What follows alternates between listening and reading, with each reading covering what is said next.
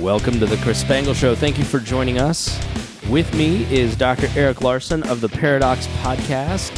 Thank you for being here at my kitchen table. It's a surprise. You just showed up. I was making eggs, and he knocked on the back door and said, "Mind if I come on in?" And I was like, "Sure." No, it's not what happened at all.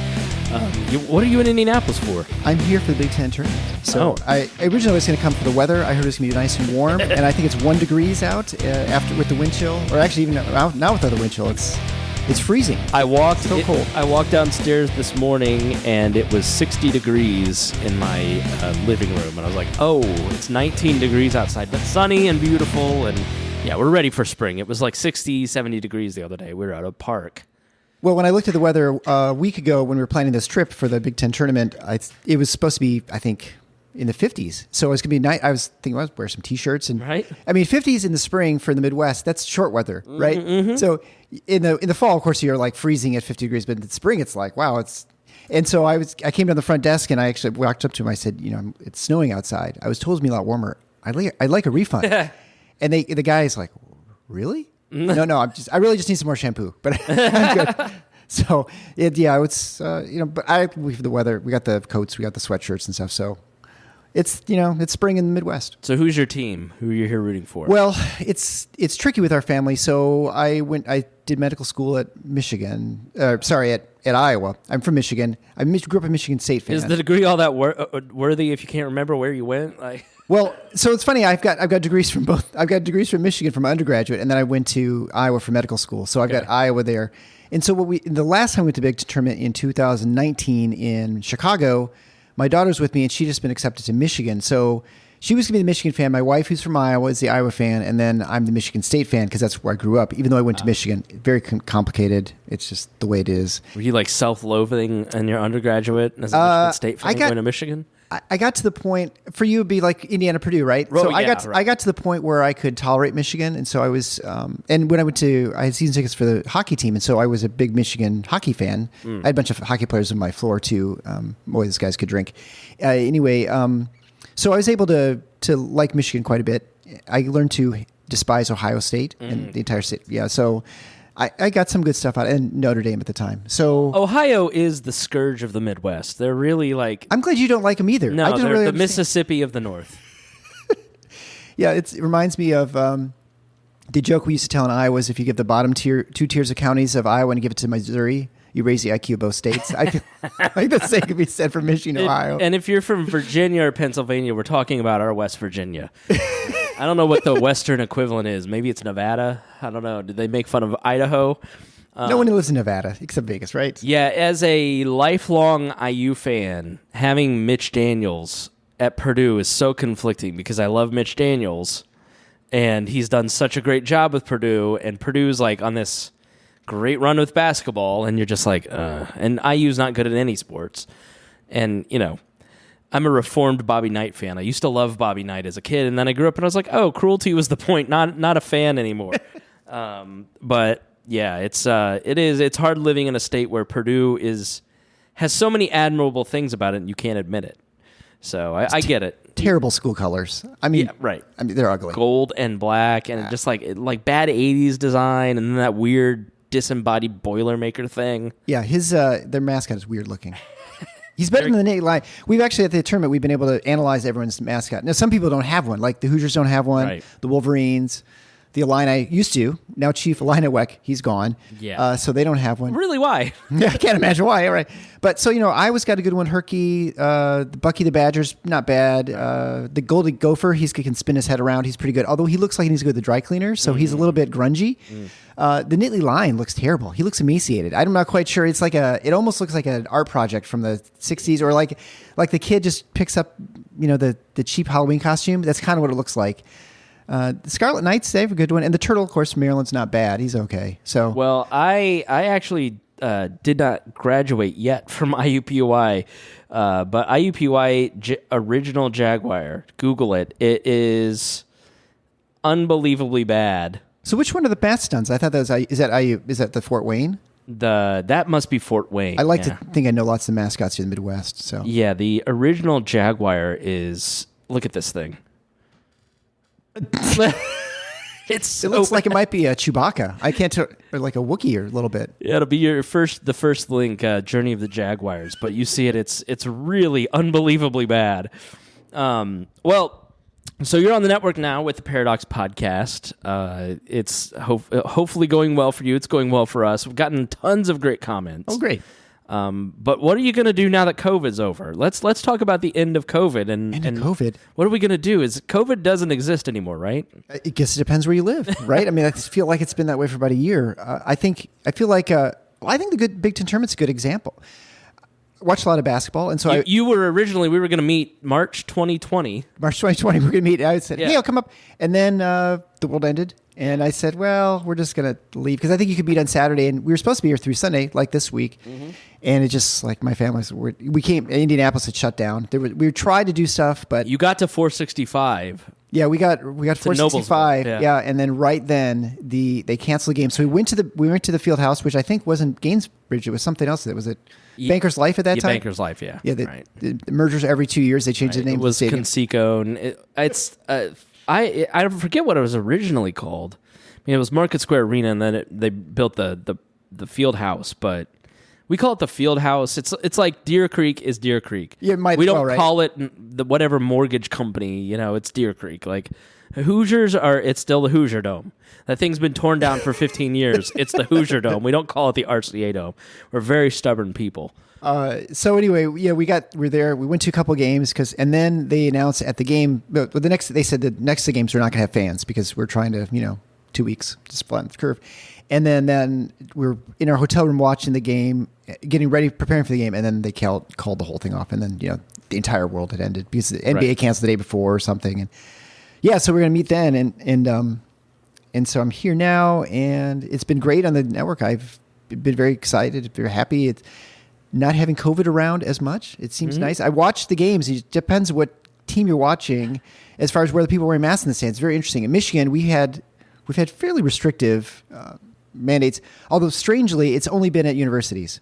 So if you're in a school or on campus, you have to wear masks. Otherwise, you don't have to wear masks anywhere else, which nothing makes any sense with the policies in the whole thing. It's been just bananas, right? And so the last game they said you can take your masks off, so we didn't for the last game. And then in the field house, 1%, maybe 0.5% have masks on. Yeah. Despite people coming from all the different states where they have very varying policies. Maryland, and in Wisconsin, Illinois, they have to wear masks a lot more. I don't know. We last week we ranted about COVID with Brian Nichols a little bit, and why he moved from Philly, and him talking about Philly and how it's still very prevalent there. But here we haven't had it since July 2020. Really, any restrictions? Like I didn't put on a mask till April, and even then it was just if somebody asked you to put a mask on when you walked in, because I watched Fauci early on say it doesn't work. You touch your face. It's like only N95s work. So like the information was out there.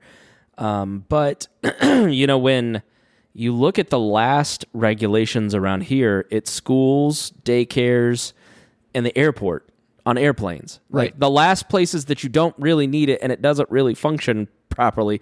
Like the Y, for instance, the play and learn kids over 3 have to wear them. So there's 2 kids, including my 3-year-old, wearing a mask for the first time in her entire life. So we just stopped taking her to the Y. And then 20 sick 18-month-old kids. And then 99% of the buildings not wearing masks except for the employees. And I bitched about this on Twitter, and the YMCA sent me an email asking me to call them. So I need to talk to them and just because it doesn't make any sense, right? Like... And in hindsight, when you look back, like at all the things that didn't make sense, like masking on beaches, you can't go to, like Greenwood, which is a very Republican city, putting the construction barrier fencing around playgrounds. Yes, right. Or up in your state, people forget about all this stuff. Like you can't go buy garden seeds at Walmart. You can only go to the grocery section and you can't, like all the picking and choosing that went into this stuff that never made any sense. I mean, I think I don't know about you, but I give people like a pass for the first 3 months. We didn't really know what was going on. We didn't know what it was. Yep. You started to see things like the Barrington Declaration come out. I know you've interviewed Bhattacharya, which was a great interview. And early on, it was kind of like where Joe Biden announced he was at the State of the Address. Just take care of the sick, use precautions, preventative measures, and that's all we can do. Let's, move along. So, like, looking back, things like the Indianapolis 500 that May makes sense to close down the world's largest sporting event. But we had it last year, had literally nobody got sick from it. 2 people died, but they showed up with COVID at the event. And so it's at full capacity again this year. Everything's back on like a normal year at the Indianapolis Motor Speedway in May. Why didn't people look at events like that and the NFL games? We had a full season this year with fans. What city had a massive outbreak? Like, all right, I'm ranting now. Anyways, like when you look back, like closing down the NCAA tournament in May 2020, are you the type of person that goes, that was silly, that was reasonable? How are we to kind of judge what we got right and what we got wrong? How do you think about it? Well, so I'm not an expert in the sense that I'm not someone who knows a lot about the virus or knew a lot about the virus back in last spring. So I think, or last spring, 2 springs ago, whatever now. I spoke at the Libertarian Party of Indiana convention. I was like, last year when Don was running, and I completely forgot 2020. Yeah, right. It's been hard keeping track of stuff. I think by summer of 2020, most of the things we know today, we knew then. If you're willing to accept the fact that, if you're willing to look, I think a lot of things were obvious then.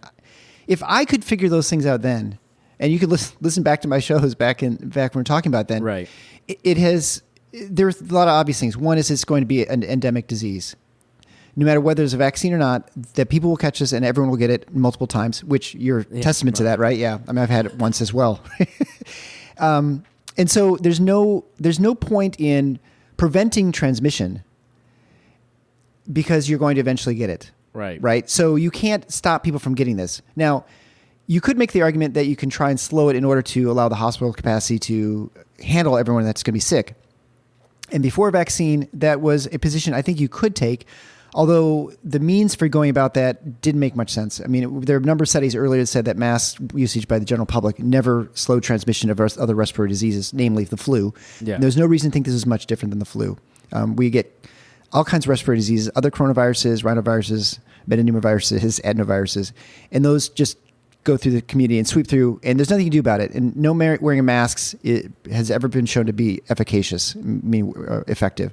So there's no reason to think that was going to make a difference and help. So the only way you can really stop transmission is to limit activity and exposure for people. So you have to not see other people, which is impossible in society. A communicable disease needs community. It makes sense.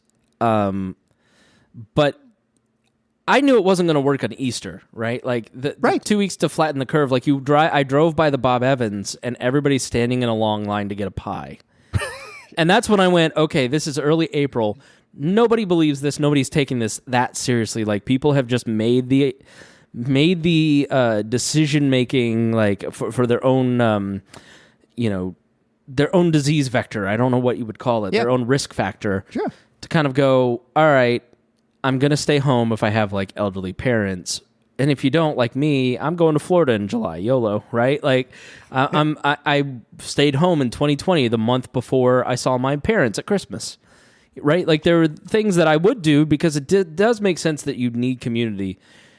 But where did we go too far in hindsight in terms of lockdowns and shutting down businesses and trying to limit exposure and community? Yeah. Through like, let's say the first 4 months you get a pass a little bit. If you want to give a pass. Sure. Right? Okay. And then 2020 and then vaccine February of 2021 when the vaccine comes out, that's a whole different ballgame. Right? Like in my mind, like you have a therapeutic to kind of... Yeah. Oh, no question. No question. Like, so when you're looking back at this stuff, how do you assess what worked and what didn't? Yeah. I mean, I think the only thing that has worked is you have to get immunity to this disease one of two ways. One is through infection, through acquiring it through from other people, or through vaccination. I mean, those are the only ways. I mean, all vaccine does is it simulates you getting infected, right? So to create immune response and long-term immunity. So yeah, there's an initial period, like you said, the first few months where we can say we didn't really know. And we didn't know how dangerous it was to children. We didn't know how dangerous it was to adults. And now by honestly, April, May, June at the latest. June at the latest. June at the latest, we knew that kids were not going to be significantly at risk from this. Yes, there are kids who've passed away. Yes, there are kids who get sick. Yes, there are kids who get hospitalized. Long COVID, plus minus how much that is really a thing. I mean, people will quibble about that, but it wasn't going to be. This is not like polio. This is not like measles. I mean, it's not like all kinds of RSV, for instance, is far more dangerous than COVID for children, small children. So we should have known right then. What you want to do as a community is you want to raise the immunity levels as much as you can. And again, at that time, the only way was through getting infected. All right. If you had every kid infected, you would remove one vector. So closing schools was a gigantic problem for two reasons. One is I think it prevents you from getting a nice community immunity sort of pool, but also there are all the secondary effects that keeping kids out of school has. Obesity, learning disabilities, speech delays, massive anxiety and depression, mental health problems that you see from kids that, yes, is probably partly just the overall gestalt of just the pandemic. And that's what got kids. But also the fact that you're limiting their social interaction, you're limiting their, their extracurriculars, all those things. Those are all real important. And then of course, there's all the things that you have schools closing. And now you have parents who can't work or parents who have childcare problems, causes disruptions throughout the rest of the economy. It causes all kinds of problems. And yes, kids, if they got sick, they probably are transmitting to parents occasionally, although it still seemed at that time that their transmission was not as efficient going to adults from kids. So it probably would have been really helpful to have a lot of those kids get hurt, or it's certainly not as harmful as we initially expected. And there's been massive disruption and problems because of that. Yeah, well, I hosted a public affairs show here in Indianapolis, and what I tried to do with that show, which you can go back and listen to, like the super cuts of a lot of those interviews, was show that the human cost of the lockdowns from people who were actually like on the ground working with people. Like the family's first interview, 300% increase in their suicide hotline through that year. The Gleaners interview, 3 to 4 times the food needs. Like the school-oriented groups, like the like the cycling group, I think it's like 3-9 something. Literally every one of those charities had to pivot for poor relief. And what I didn't understand was the magnitude of welfare distribution points that our like schools contain. Sure. Like it was very evident early in 2020 how dangerous it was to keep schools closed because of the impact on poor families. Like it was pronounced and significant in the words of the people that were dealing with folks on a daily basis. Like, I think our schools opened in the first semester, generally around the first semester of 2021. By fall of 2020, there still was kind of that hesitancy, and it was because, okay, in my mind, I'm sitting here listening in my psyoped brain, having fallen victim to all the propaganda of you talking about the disease vectors of school and how that's good and how that's great. I'm thinking, well, what about the teachers? What about the kids that are going home and infecting their parents? And wouldn't we overwhelm the hospitals? Like, wouldn't there have been a risk to doing, to opening schools sooner and harming people, Dr. Larson? There's always a risk of that. I think, I think the problem we have with this pandemic is the fact that there's an inevitability to it, in the sense that you can't prevent what's going to happen. You can only change the timing in which when it happens, right? So had we not had any restrictions, would it have significantly impacted hospital capacity? Or would it just have changed the timing of it? And probably it just would have changed the timing. I don't even know if I agree with you. We're not even Europe, right? Right. I don't think we're not Europe. We're not poor. We're not as poor as other parts of the world. We have a lot of hospital capacity. We have a lot of things. There were so many other things that we could have done at our hospital, which, with hands down, got really busy multiple times.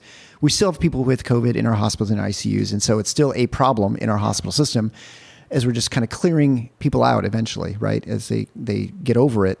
And this is not to minimize, of course, the fact there's a lot of disease and a lot of morbidity. There's a lot of problems that happen to this, but this is also that would have happened anyway. And I think that's a difficult thing. People who were at highest risk, we knew right away early on who they were. They're the elderly. They're people who are in poor physical condition. So what could you have done differently? I think you would have open schools in the fall, you would have said, if you were someone at risk, fix yourself. I mean, the number one message, there's no therapeutics. Well, there were therapeutics that people have talked about, and I think with varying success. Being physically active, losing weight, not smoking. I mean, those sorts of things are obvious, and they were the most important things. It's probably why we've had more deaths per capita than most countries in the world, because I think we're just very sick people in general. I have no doubt that at 330 pounds, like in 2012, had I gotten COVID, I would have died. Like Delta was a significant test of my heart and my lungs and and my brain. Still not totally back. I have no doubt, but there was a number early on in New York City that was locked down, and 50% of the patients were people who hadn't left their house. I'm just sort of vaguely remember that fact. I don't know that restrictions were ever necessary because I don't know that anybody followed them. Like here in Indiana, nobody followed the rules. Like, I mean, I was inconvenienced one time. I couldn't go in BW3s because it was at 30% capacity. Mm-hmm. That was the one singular time in Indiana that I ever faced like issues. And were the numbers that much better in Michigan than they were here? And if you look at the numbers, cases per 100,000 or deaths per 100,000, they're pretty much, it moves regionally, right? And you don't see much as far as restrictions. They made very little difference from one state to the next, right? Indiana, if anything, we had more restrictions and we had more problems in Indiana. And I don't exactly understand why that is, if it's Detroit or because maybe some more international travel. I don't know. But we seem to have a couple extra outbreaks that other states in the Midwest didn't have. Yeah. There's definitely randomness to this sort of thing. But I guess the point is there's an inevitability to the being infected and to have it break out. And we can not like it. We can want it to go away. We can feel like there's something we should be doing. But ultimately, there's oftentimes nothing you can do, right? Yeah. Like you can't stop it from snowing. Right? I mean, there are some things that you just can't do. And it's hard for us as politicians, as voters, as citizens, physicians. Empathetic people. Right. Because we don't want to be suffering. And people will be listening, say, my aunt died or whatever, and this is a terrible thing. How can you so callously say we should just let it rip, right? That's always the term. Ultimately, that's what happened anyway. And because as much as we say we lock down, your point is very valid in that sense. You don't really lock things down. You can't. If you lock things down 100%, everybody would die, right? I don't have a garden in my backyard. At some point, I got to get seeds. Someone's got to get the seeds to me. How are they going to get the seeds to me? Well, they have to meet some person to get a seed to get to the truck to get to me.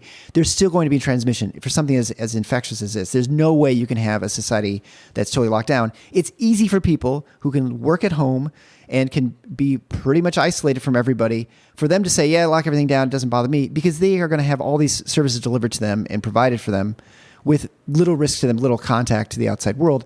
And yes, they can get by, but most people can't. Yeah. I mean, and they may suffer in other ways by the fact they have limited interactions with other people. I consider myself quite an introvert, and I was staying like late at work just talking to people because I wasn't seeing people. I wasn't talking to them. And so I'm lucky in that sense that I had to go in and see people all the time. I can't do anesthesia from my home. I have to go in and actually take care of patients. And I think the hardest thing about this is, of course, there's no easy answer. There's no way, you can't prove a counterfactual. You can't say it would have been better or worse had we done things differently. Right. I think though, once we had the vaccine, by June of last year, I put out a thing about is COVID Independence Day, and it absolutely should have been. They were at that point, anyone who wanted protection was going to have maximum protection. There would have been no reason to have any further restrictions because it would have, now you're only delaying what is going to happen anyway. Kids are all going to get it.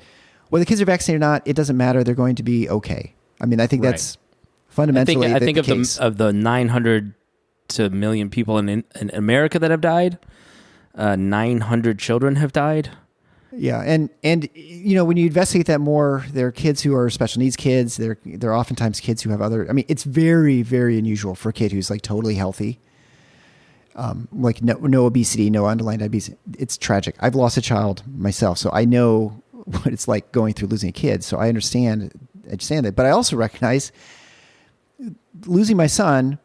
I have a greater appreciation for life. Yeah, and I do things now differently than I did before. I value experiences more than I did before. And so like I pull my kid out of school and we're at the Big Ten tournament, not because I don't think algebra is important, but it's because I think us having a family time bonding together over, it's basketball, but whatever. I think it's important. I have a foster son who had a kidney transplant. And so he is immunocompromised. He's at risk. And someone early on said to us, what are you going to do with him? Because, he was working at Culver's at the time, and he's got another job. The kid works like crazy. And I said, what do you mean? And he said, well, are you worried about him? I was like, yeah, of course. But he got a kidney transplant not so he could live in the basement. It's so he could live life. And to your point earlier, we all make calculations of risk, what we think risks are. And I think people very wisely recognize early on, like, I'm 35. Everybody who's dying is like 75 or 80 for the most part. They're unhealthy. There are the unfortunate people who, for whatever reason, they may be more susceptible to this who pass away. But it's a very low percentage. I can not live for a couple of years because I think it was evident early on that this is going to last a while. I mean, if you looked at it. So you have to just make the decision just to live. And I wish I could say you could live a risk-free life. I mean, that's what I'd love to say, but hell, nothing's risk-free. My son died in a car accident. I mean, and you have to get in cars. It's unreasonable. I recognize people who are, I don't want to say safety freaks, but people who are concerned about safety issues. But I tell you what, you're not here very long, and you want to spend time with people it's important and make those relationships, because that's really what life's about. Relationships with each other and doing things and accomplishing things that make you happy to leave the world hopefully a little better than it was when you came in. Yeah, you have the ability to exercise, eat better, prepare yourself, get the vaccine. And it's been a hallmark of this show forever. You are not guaranteed to walk back in the front door when you exit it. Like there is no guarantee that the government can keep you safe. The best the government could do is $1,200 and lock down seed aisles, right? Like you are living in risk all the time. And, for people, I'll be candid. I'm not, my dad didn't come to my wedding in December. Everybody who attended the wedding, vaccinated or unvaccinated, had Delta within the month and a half before, and he had the booster. He still didn't want to make the trip to Florida and back, right? Now, maybe there were other reasons, I don't know, but COVID was the excuse. He's still wearing masks when he comes to events. And it doesn't, like, my brother works for a major pharmaceutical company, right? Like, my sister was very progressive, I guess, on COVID stuff until she got it. And I, early on, I was like, yeah, I get it. But, like, 2 years in, when you've got a booster and everybody has natural immunity and literally nobody's in danger, why are you acting this way? Why are you more afraid now than you were when you didn't have the vaccine? That's the part that I've not come to grips with, because you should be going the other way. You should be like 2020. I got it the second or third week it hit Indiana. Okay, well, I have a layer of protection because natural immunity exists. Mm-hmm. And it kind of people are getting it a second time, which made sense. So when the vaccine comes out and they're telling me my natural immunity doesn't hold up, well, then why will your vaccine natural immunity hold up, right? Like, but there is some level of T-cell response. How do you look at people like, my dad, who kind of are not comfortable yet? Yeah, I don't have a good answer for that. I mean, I think it has fed into my frustration, I think, this year that people, especially policymakers and people who are thought leaders, and that would be, Fauci and public health officials, they're the thought leaders when it comes to this, to infectious disease, in order to call off the dogs, right? And I think they're the ones who can just say rationally, like, there's going to be risk, you're going to get this, but that message has not been delivered. And so, right. For people like your dad, I think, whenever you encounter these people, I think you have to meet them with empathy, because they have legitimate fears. I mean, it did kill a lot of people. There's no question about it. I mean, it's not like we're arguing about whether something really happened or not. I mean, right? I remember when Donald Trump said, well, 100,000, 200,000 people are going to die. And I was like, how are we going to let 200,000 people die in sugar? Like, that was an unconscionable number. Like, Ulsterholm went on Rogan in March and said 800,000 people globally will die of this. And, like, that was just crazy pants in terms of a number. And 6 million are dead now. Yeah. Like, I mean, it's, I get your point. I mean, it's certainly, especially if you're like my dad, who's in his 60s, he's healthy. Like if he gets it, it's going to be like my Omicron experience, which, by the way, I have no idea how I got Omicron. I mean, we didn't leave the house. We hadn't gone anywhere. We think maybe her from daycare, like.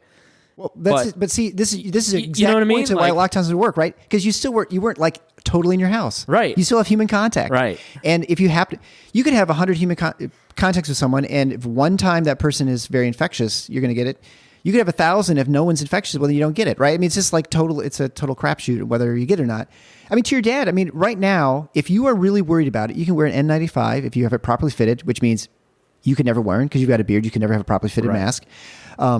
So you have to make it properly fitted N95. You can pretty much walk around with impunity as long as you're changing that N95 frequently, which probably most people aren't. And so you can mask just yourself, and it doesn't matter what everyone else is doing. You can still do whatever you want. And yeah, you'll have to experience the derision or the sideline long looks of people who are like, what's this guy wearing a mask at? He's outside like at a 4th of July festival. But you can still do that if you really are concerned. And I don't think people at this point are going to, I think people cut you some slack. Yeah. It's as long as you're not restricting them from what they're doing. I mean, this is like libertarianism, man, right? Right. Like, as long as you're not restricting me and making me do things that are pointless or silly, right? Then I'm okay. If you want to wear a mask all the time, all right, fine. I mean, make sure you're not robbing my bank or something. But for the most part, I don't care. Your central planning will fail. This won't work. Like that was the message from the beginning. Like, yeah, okay, you guys can try this if you want, but it's not going to work because we can't control nature. Right. And I guarantee your dad will get SARS-CoV-2. Right. No matter what he does. No matter how much he wears his mask, because he's not going to wear his mask 100% of the time everywhere. He's not going to wear it properly. I can't tell you how many people I see walking around with their N95s on, and they're not properly fitted. Like, if I can see your skin beyond that mask, behind it, it's not sealed. Right? I mean, like it needs to be like hurting your face type. It just needs to be. I mean, if you think about it, let's say you had everyone puts leftover food in a box, right, in a container in the fridge. Well, if the lid's not snapped shut, it's going to spoil, right? So if it's not airtight, it's not airtight. It's not that complicated. You got to put the pizza into the Ziploc bag, because if you put the box into the refrigerator, the pizza gets dried out. If those blue and yellow don't turn green, that Ziploc's not sealed, right? I mean, and so the N95 is the same way. It's not super complicated. And even then with an N95, you're still at risk for getting things. I mean, it's not like you'd have to have a full-blown those hazmat suits to really be 100% sure. Like if you knew you're working on sarin gas, you're not wearing an N95, right? You're wearing a hazmat suit. So I don't know. I mean, I think the way you treat it is you say, if you insist on protection, you can protect yourself. If you insist your kids being protected, but you cannot expect at this point for the rest of the world to adapt and to change their behavior in order to make you feel comfortable. And I think that's what we're doing. And what we're doing to our kids in many places, not now in Michigan as much, but in places, I see these, it's almost like a different universe. You see people in New York, being kids to eat lunch outside, or, well, now you don't have to wear masks outside. Well, that never made sense. For how? I mean, no one thought that made any sense for a year and a half. Why at my hospital you don't have drinking fountains that are operational? Right. I don't understand what the point is. Are there lines? Are there like crowds of people under drinking fountains before? Do you remember that ever happening?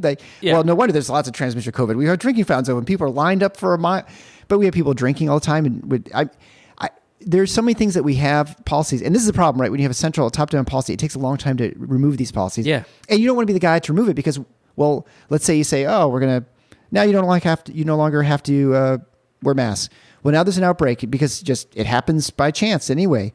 Well, is it due because the mask mandate got repealed? Well, if so, then we're going to blame the guy who just got rid of it. So there's the impetus is to keep things as they are because people have kind of gotten used to them, right? And so it's very long to get rid of these dumb policy. Like Biden administration, the TSA, they're going to keep the mask mandate for public transportation, both trains and buses and planes. The military and every airline says it's safe in their filtration systems in the plane.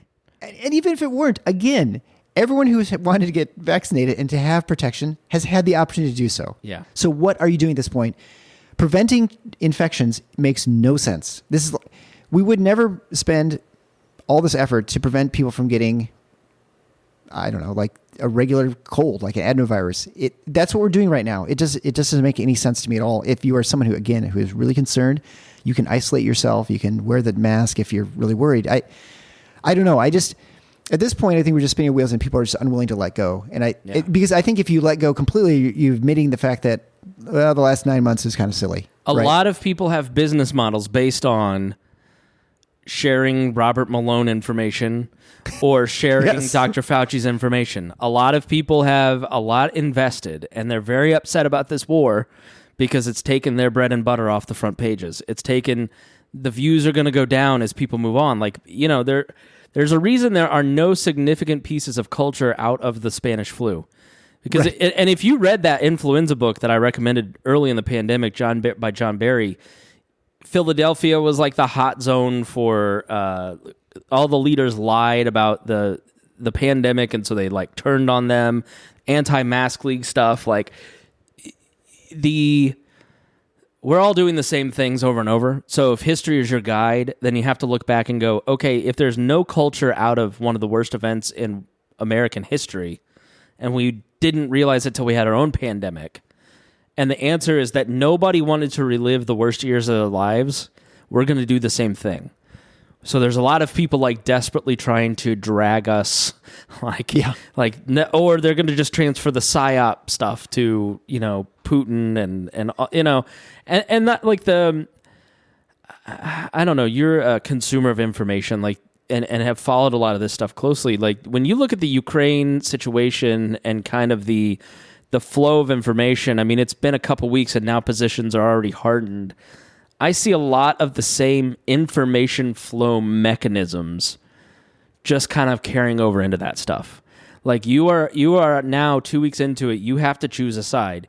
You either pro Zelensky and pro Ukraine, no matter what, can't question it, or America, this is all America's fault and Putin is just a victim. Right? Like they're those same kind of sides and groups of people like are just carrying that. Like when we talk about how information kind of has flowed around this stuff, like how do you sort what's been true? How do you know what is true? I mean, obviously your medical training probably has something to do with it. But sure. Well, how do you the question I get most often, I guess this is what I'll ask you, is how do I know if this is true or not? Yeah. How have you managed that? How have you kind of sorted through that? I mean, I think it's like any sort of medical truisms, right? I think you have experimental data, you have observational data, and I think you can use that to reach conclusions that are reasonable, right? I think observationally, most people know someone who has been very sick from COVID, but we don't know like thousands of people sick from COVID, right? I mean, like, unless you live in a nursing home, right? So I think those are important. I think when you look at the data as far as where cases move and how they flow, I think you can see that there's very little difference from one region to the next. In fact, it's more related to the region. Like no matter what the policies are in California, Nevada, and Arizona, they pretty much have the same case counts. Same thing in the South, right? I mean, so I think you look at those sorts of things. And then I think it's really challenging because there are so many people who are grifters on both sides and there are people, there are industries, large industries that make a lot of money in this process. Like, why do you think universities had such huge testing policy? I think in part it's because they were sold from testing companies. You need to do all these, you need to do all this, I can't think of the term, contact tracing for students. So, and testing companies love it because they get to sell a lot of tests. I'm not saying that they came up with the pandemic, they invented it or something, but they push things to say, well, this is a way to control it. And you're like, well, I guess if you're a university administrator. Was it the federal government or the $10 million in advertising to these mainstream media outlets to push the vaccine? Yeah, right. I mean, there's definitely money to be made in the vaccine with no liability. There's no question about that. Do the vaccines work? Yes. Are they as effective as they were sort of initially pushed? No. I mean, in the sense that they don't prevent you from getting sick, right? We know that eventually it wanes like your natural immunity would, which is exactly what you'd expect. But there's definitely financial moneyed interest in those sorts of things. And so I think that helps push the narrative as well. And they have a voice. And because whenever anyone's scared, you can kind of push things a lot easier. And I think with the war, the fact that there are nuclear weapons on one side, it makes it much more newsworthy. No one cares about Yemen, right? And people die in Yemen for what, 20 years now? I don't even know how long it's been. It's been forever since. At least 10, yeah. Right. So it's past Holocaust numbers in terms of the genocide there. Yeah. I mean, I think the same instruments of propaganda or information that was used in the pandemic have been used before. It's used now. And then when the Ukraine situation, and I think when it comes to the United States, we always try and we try. I guess we're narcissists. It's always about us, and I think what's going on in Ukraine and Russia has almost nothing. Gas prices. Okay? It has almost nothing to do with the United States, right? Like my barber asked me, "What do you think about Ukraine and Russia?" He's like, and I said, "I don't know," and I'll be honest because I live 27 hours from walking from Indiana, 2 hours from the border. Right. I don't know the name of your governor, and I think I'm a fairly I don't know. I'm up in politics and stuff. I don't know what people in Indiana care about. I don't even know what a Hoosier is. So for me to suddenly expect that I'm going to understand the history, the culture, and the politics of Ukraine and Russia, I don't know how any American can expect to know that. So I don't even try and pretend that I know. All I know is I don't want people to be dying for something, yeah. and I don't know why it's happening. I've have vague ideas why it happened. I've listened to people who've gone through histories of U.S. involvement and what's gone in Russia and Ukraine. So I feel like I'm informed enough to know that, like everything in life, it's nuanced, right? It's not just one side or the other. I don't have a Ukrainian flag and I don't have a Russian flag in my Twitter handle, right? Well, profile. If you did, it'd really help. It'd really help if you lit your house up with the blue and gold. Yeah, I got this message from I've talked a little bit about the Russian couple that I met on my honeymoon, and they weren't really politically. They didn't want to talk about Putin. They didn't really know. The one thing that they were interested in is why America. What's with the cancel culture? That was the thing that they knew about America's government. It's the cancel culture. And I was talking to my Russian friends because they're about to lose Instagram. And, she wrote, "We are civilians and we are not interested in politics. We were very surprised by what is happening. We do not want Russia and Ukraine to fight. It is also obvious that no one will compromise. We are afraid for the future. We haven't watched the news in 10 years. We don't understand anything. We don't understand why this is happening." Dee's father says everything was planned long ago by the USA. His father said in 95, the Ukrainian military asked him if he would fight with Russia. We're just watching. We don't know what to do. So... yeah, that Russian friend sounds exactly like you. It's like, well, my country probably isn't really at fault, but I don't really like.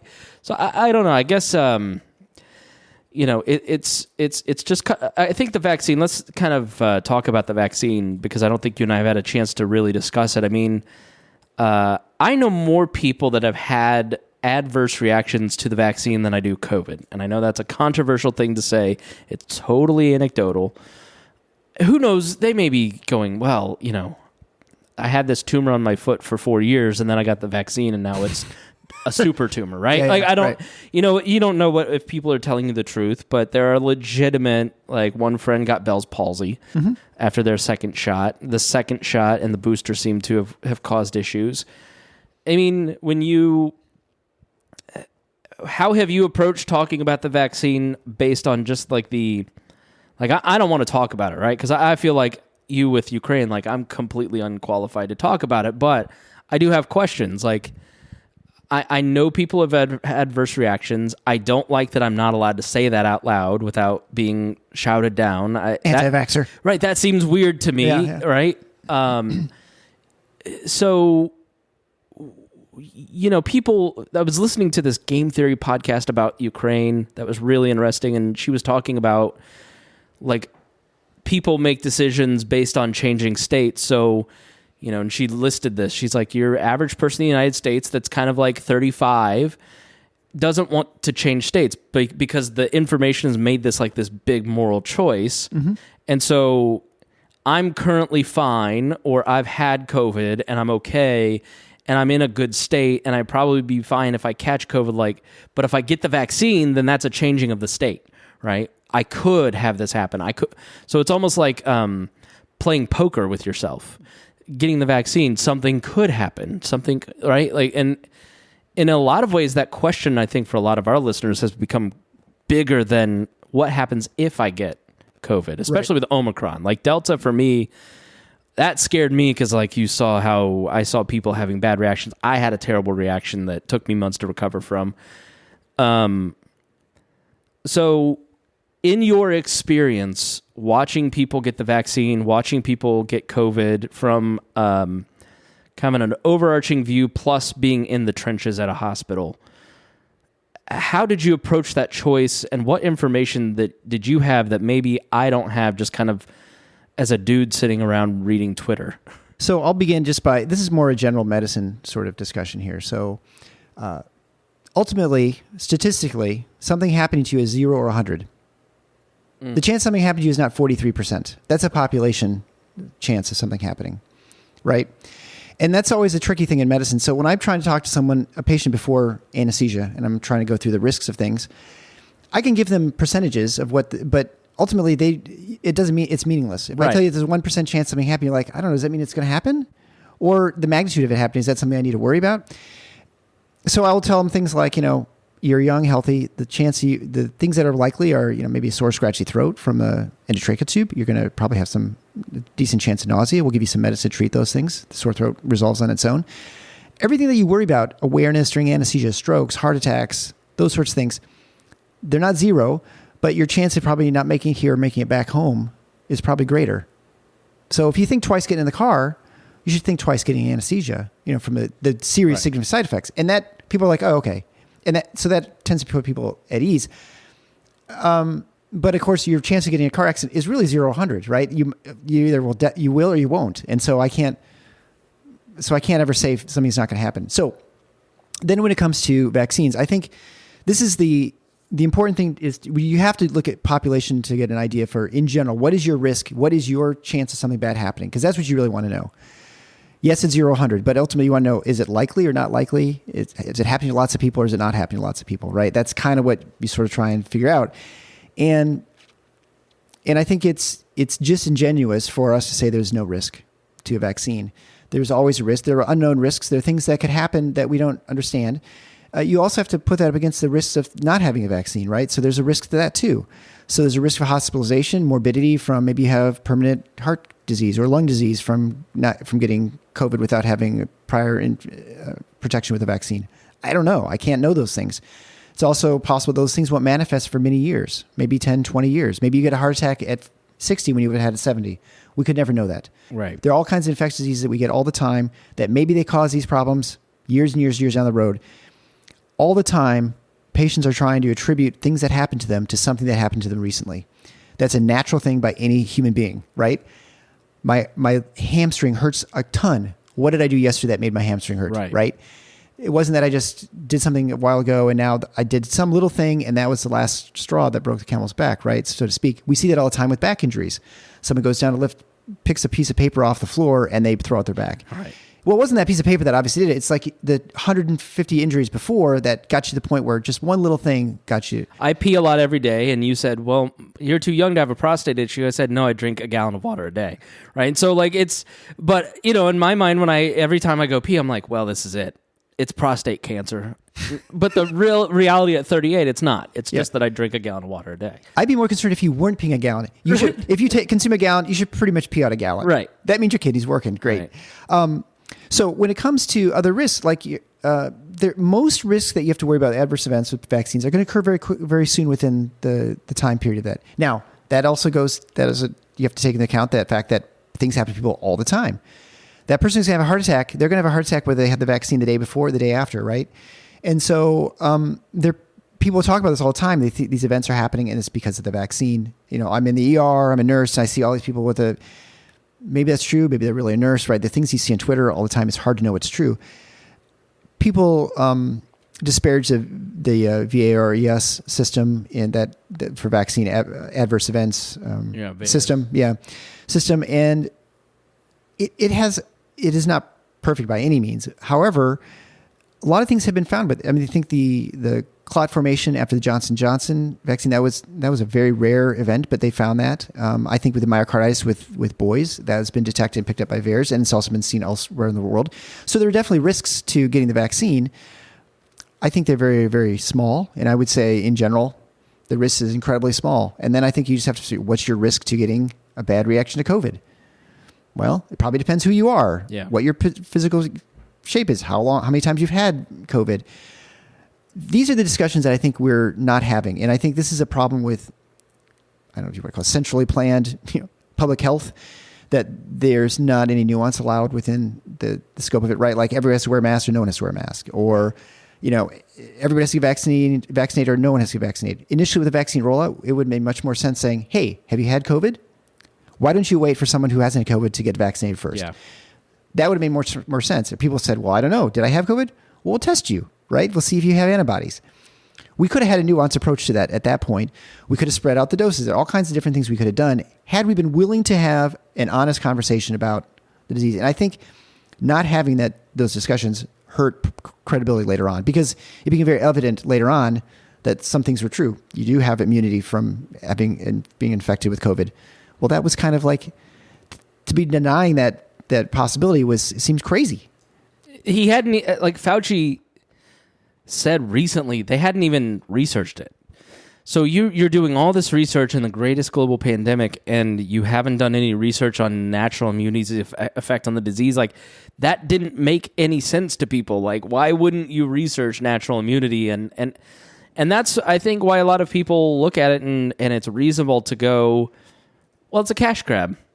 Like, yeah, it's not a reasonable. And on some level, maybe a little bit of it is. Yeah. But yes, I mean, the fact that there's so much basic science that was ignored, like, immunity from viruses, that is a known thing. How long it lasts? Well, we don't know.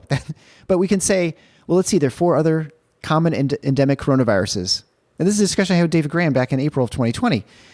We know you get immunity from that, and then at some point it wanes over time. And you can't have antibodies that last forever. The fact that we have people who are prominent immunologists talking about how we have to monitor antibody levels forever was totally insane, because you can't have antibodies to every single thing you've been infected with, because I think I talked to you before. If you had that much protein in your blood, it'd be like molasses. You would die. So your body naturally gets rid of that, keeps a bank of what you've had infected so it can ramp up antibody production quickly later. That's how we're designed. So it's possible that we wouldn't form antibodies. It's possible that none of that stuff would happen with this new, but the default, what you expect is that you would. And that's what Sweden's approach was. They said, we expect that people will get this, they'll get over it. And, that's, I think, how it's played out. I think they look smarter than we did in the fact that we're denying things that were basic fundamentals knowledge that we had in medicine that we just, for some reason, said, forget it. We didn't. So I've not looked up, but was Sweden's numbers that much different than other places? I know they were touted early on as like the geniuses. I think Sweden is... So it's from a health standpoint, they're really no different than Europe. I think they're middle of the pack, maybe even a little bit better. When you look at Nordic countries, they're pretty much the same as everybody else. I think except Norway. For whatever reason, Norway has... When you look at excess deaths, Norway is very different. I think this is one of the tricky things, too, with COVID, in that it's going to take a long time to really figure it out. And I think you have a lot of people who disingenuously, or at least look for the findings that they want. And I think, right. And you're going to have that for a long Sweden, time. for instance, it was, the people who would naturally have been against Sweden early on were like, look, their death numbers are way higher, or their case numbers are way higher. And then the people who were like, Sweden is genius, then they're no different than other people. It's like, yes. So I just never looked, like at a certain point, you're just like, I don't have time for this. I'm trying to get married. Right. And look at you can look at Belgium had the worst death rates of COVID anywhere in Europe. But they had probably the most robust reporting and testing system in Europe. So you're going to pick up every single case, right?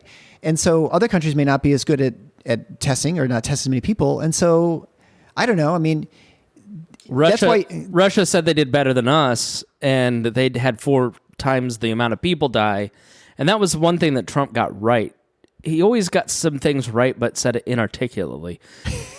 Well, when you test too much and you track all the cases, then you have more case. Like, it's worse. It looks worse on paper because you're more informed, right? Like, but that's a good thing, because then we have better information to make risk calculations.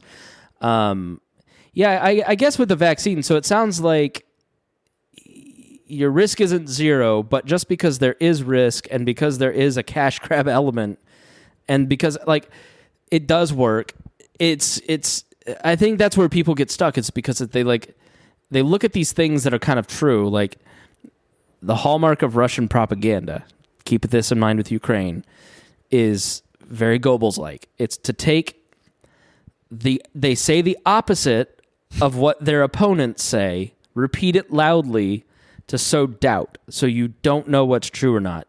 And then they'll take something like the bombing of a hospital, and America has bombed hospitals in the past. There's a famous one at Kirkuk, I think, in Iraq, that was an accidental bombing. But that doesn't compare to the hundreds of hospitals bombed in Ukraine over the last 2 weeks, right? Like, so they'll take the one and go, what about, right? Like, so it's, and so just the information with the vaccine, for instance, becomes, well, I know these people who had this, and I know that this doesn't make sense from a cash grab perspective, and it almost becomes like a choice, a control issue. You're trying to control me by making me get a vaccine so I can go see the Documents of Freedom in Washington, D.C. So my choice for control is to say no as a protest. You know, so there's all these things that kind of like make sense to me in why people wouldn't want to get it. But you're saying, like, don't let those pieces of information discount the fact that it does help, it did work. Yes. And I would say that physicians, public health officials, government officials are very human. We all have our inherent biases, what our expectations are, how we think the world works. We have a framework for how decisions are made, how things happen. And that clouds everything that we see as far as information, how we process it, right? People who are, it's just, there's a smoky room with a bunch of people rubbing their hands together, think this is a new world order, are going to immediately think that, oh, this is all part of a giant conspiracy. Likewise, people think everyone in the government's got white hats on, assumes everything the government says and does is the right thing and just, right? And so I think I was very skeptical for a lot of this process, and I think I have reason to be considered correct.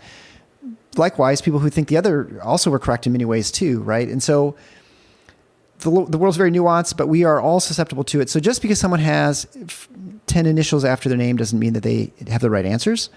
There probably is no right answer anyway. Oftentimes, I mean, maybe it's a little too postmodern, but I think it's very. I think it's important to recognize that the world's nuance. It's gray. It's gray, and you know there's not a right or wrong. There's not one decision you make may be the wrong one, and there's nothing you do about it. It's just you do the best you can with the information you have.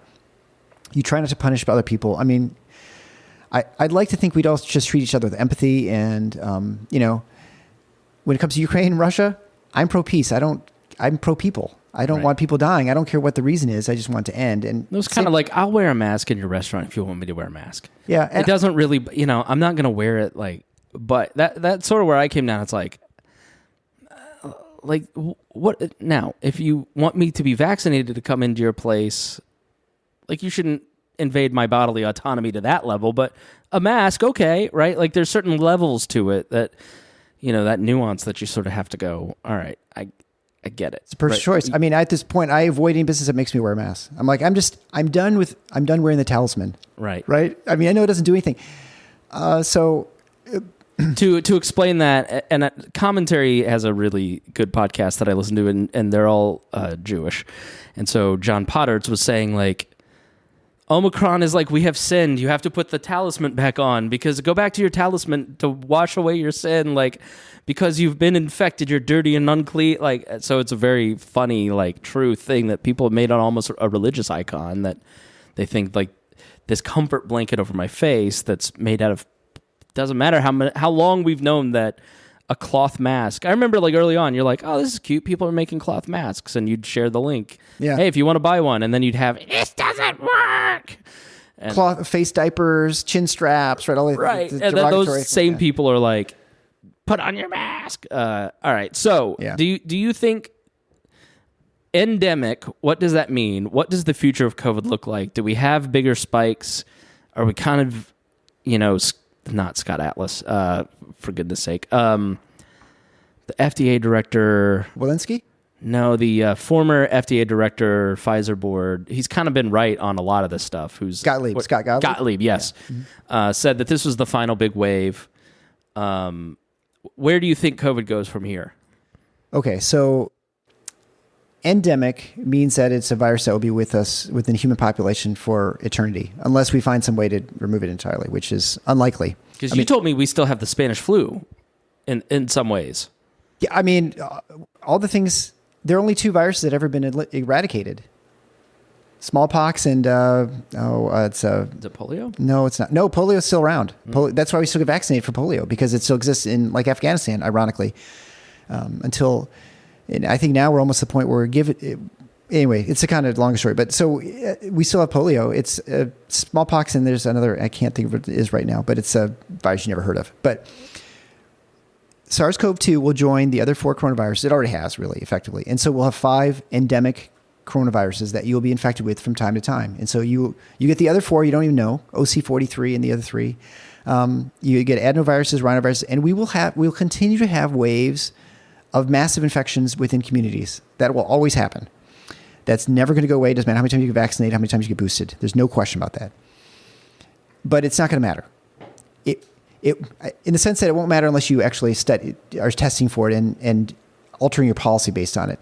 There are still people who will be susceptible to it, probably for the rest of their lives, or at least for the next couple of infections.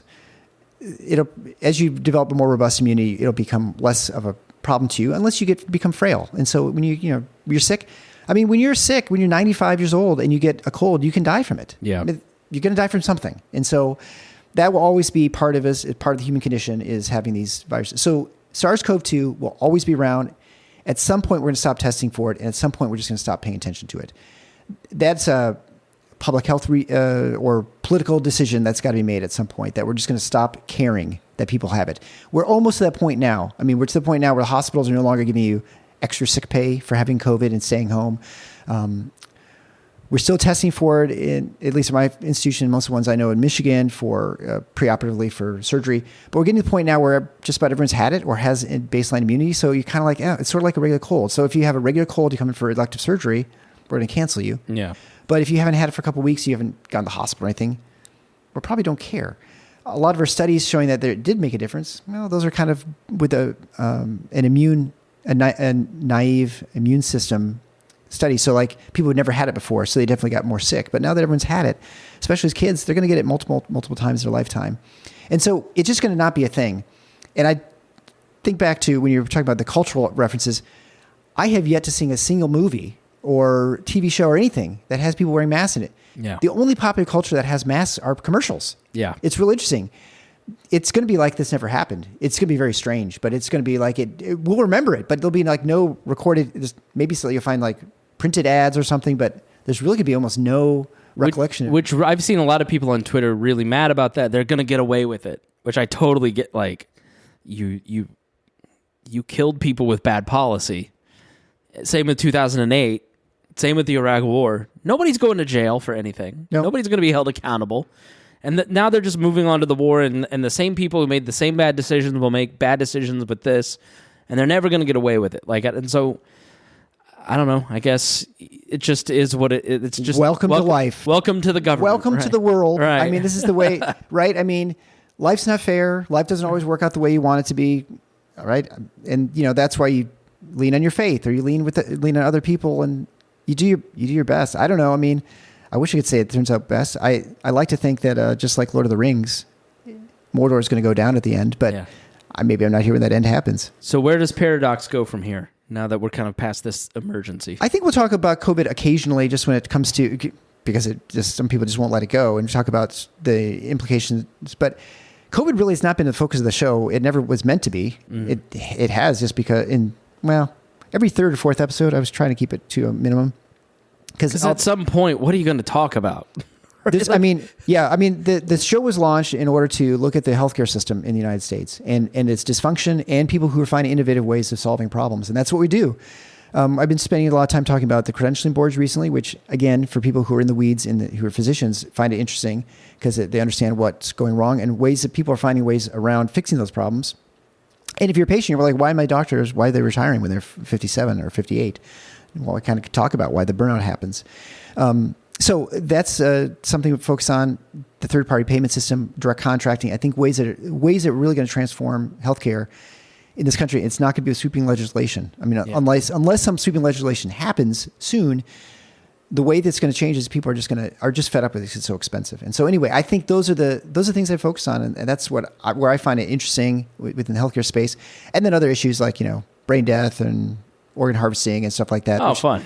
Every once in a while, we delve into the sort of the ethical issues in medicine, which I think are interesting. I think, and so I try and find stuff that I find interesting, and I think people find what I find interesting who listen, so they just listen. I don't know. I think it has a little bit something for everybody occasionally. Yeah. Maybe not every issue is going to be something that you're going to be fine, but you may find that stuff that you never thought about before, didn't even know existed, is there. I talked to Chris Deacon actually recently, a couple episodes ago. She transformed New Jersey's health and benefits. It saved billions of dollars. I mean, she actually went and reformed state government. And so it's not like impossible. There are things people are doing that actually make problems better. And so, I don't know, I just try and highlight those people and look for those stories and things I find interesting until I stop finding things interesting. Then I guess I'll just do something else. Shameless self-plug time.